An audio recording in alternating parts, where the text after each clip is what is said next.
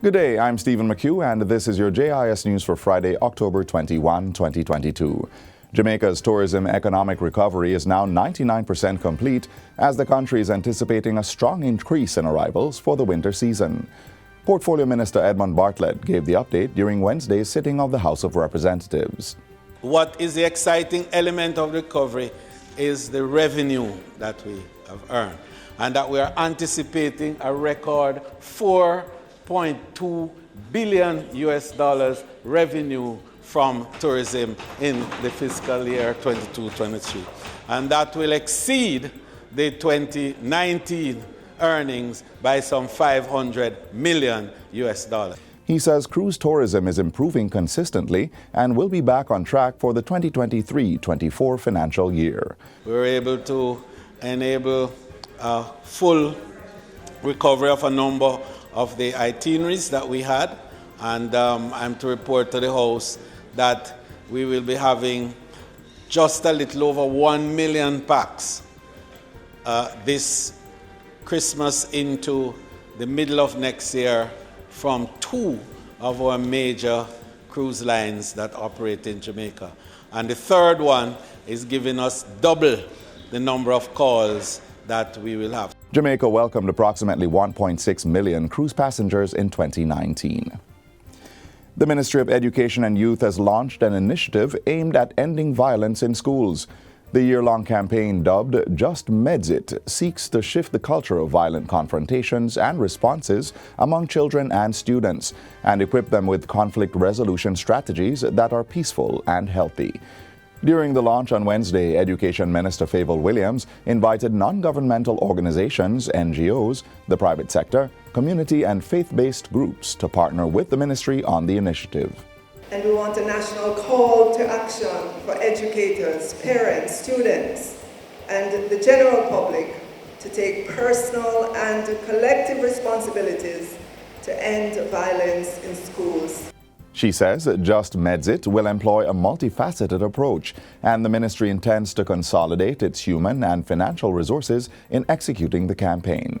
By improving the physical infrastructure, by teaching and incentivizing strategies for resolving conflict peacefully, by providing psychosocial support to students and parents, utilizing the creative arts to maximize whole school engagement throughout the campaign, introduction of character education programs in school.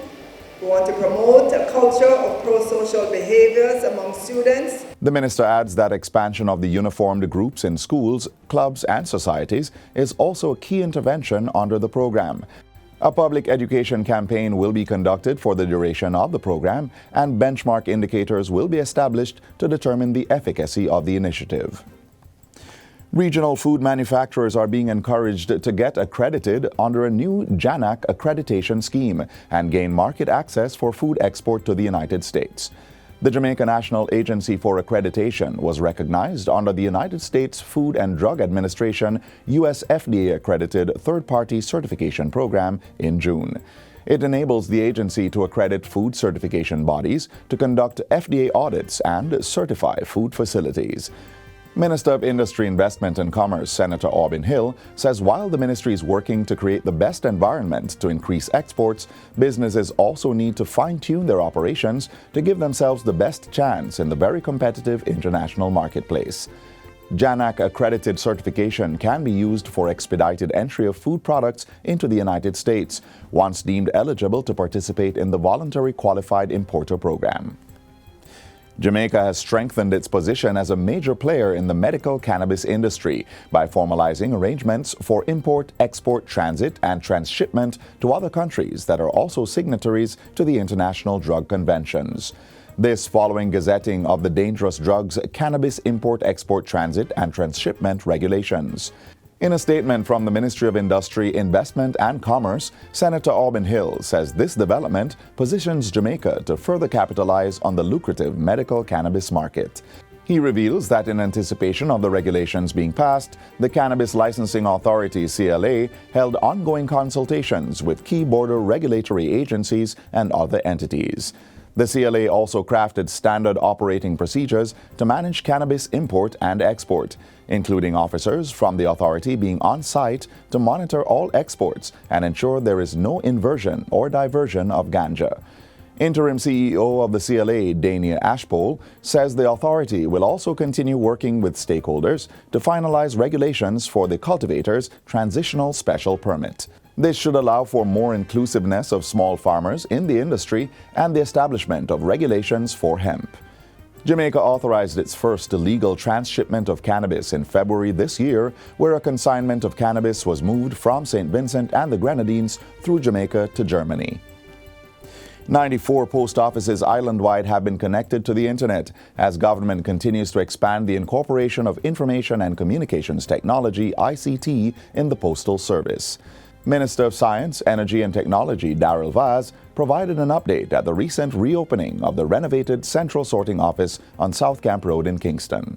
He says the transformation of Jamaica's postal service aligns with the realities of the global sector. With these connections, post offices are able to offer and expand commercial services, example, bill payments and conduct point-of-sale transactions, remove dependence on other post offices to enter tracking information for services offering the tracking features, for example, zip mail, and reduce transaction processing time for counter services, thereby eliminating long wait by customers.